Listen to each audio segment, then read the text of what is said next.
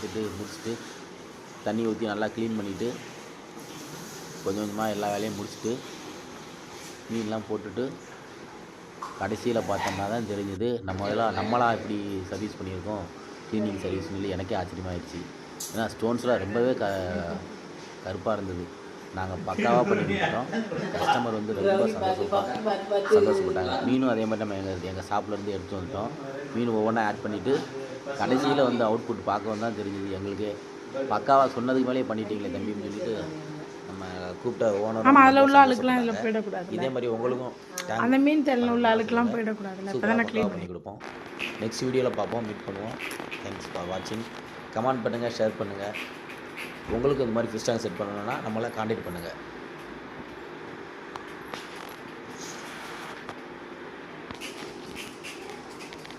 இந்த டேங்க்கில் வந்து ஃபுல்லாகவே கொலின்னு போட்டு தொடச்சா தான் நல்லா கிளியராக வரும் டேங்க்கு. அப்படி இல்லைன்னா ரொம்ப கஷ்டம்.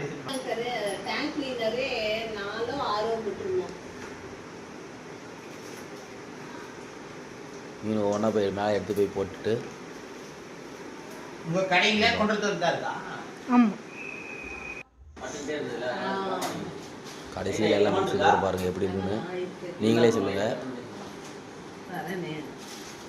ஓகே, கடைசியில்